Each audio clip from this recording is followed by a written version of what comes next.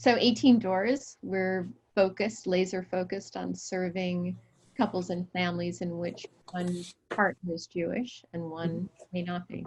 So can relatives who are not Jewish sit Shiva for Jewish family members, and conversely, can Jews sit Shiva for family members of other backgrounds, Rabbi? So I would say yes and yes. Sitting Shiva is such a power, as we've been talking about, it's so powerful. So someone of a different faith background who has a Jewish loved one they've lost, absolutely. And people can come share memories about that person. People can talk about it. They can support the person who's lost the loved one. And someone who's Jewish, if this is a powerful thing for them, why not? If they have a loved one of a different faith and they find Shiva to be moving and meaningful, and absolutely, I would think it's appropriate to sit Shiva for them. Can I also add, I think that if you don't want to use that language, you don't say Shiva, you have just a memorial hour or a time. If you're mourning for somebody who wasn't Jewish and you went to their funeral in a church, but it was your aunt, it was your favorite aunt, and you want to talk about her to your friends, then you invite people over to have a memorial hour or two, and people who know you and love you will show up and help you. And if you want to say Kaddish or if you want to say prayers, that's fine. You don't have to call it Shiva either. We have this structure, we have this form that we can adapt as needed. I'd add actually that I adapted. So my mom passed away. That's her photo at 94 in January, and she's a Roman Catholic.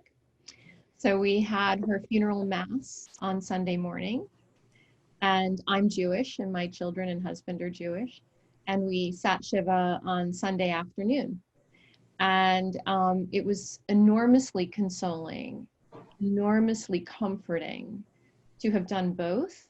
It felt like a perfect circle had been closed, and I got to eulogize my mom at the Mass. And my two daughters actually spoke at the Minyan on Sunday afternoon. That's where they decided that they wanted to speak about their grandma, because Shiva was most familiar to them. So I had shared with Rabbi Robin that this was one of, in my own journey to Judaism, this was one of the things I worried about the most, was how was I going to mourn my parents, specifically my mom. And it turned out just fine. Wish I had known that all along, but. And you mentioned a really important piece also of Shiva for many people, which is for those who didn't speak at the funeral for whatever reason. It gives them, many rabbis or just people kind of running their own Shiva, so to speak, will have a time when people can share memories. And it doesn't necessarily have to be written out eulogies or anything like that, but just a time that people can share, and that can be publicly with whoever's there, and that can be incredibly powerful for people.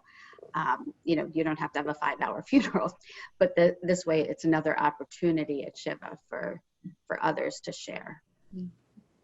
I actually think that's the most important part of Shiva, and most of the Shivas that I go to include that. There are photo albums everywhere of the person who died. So if you never met your best friend's father, and he just died, you get to look at pictures, and then you get to hear stories about his youth, and not eulogies, but people start sharing memories of the person.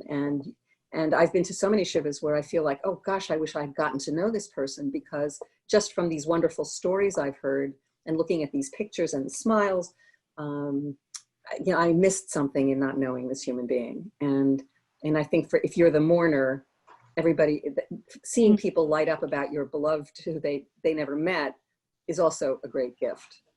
Enormous gift. Yeah.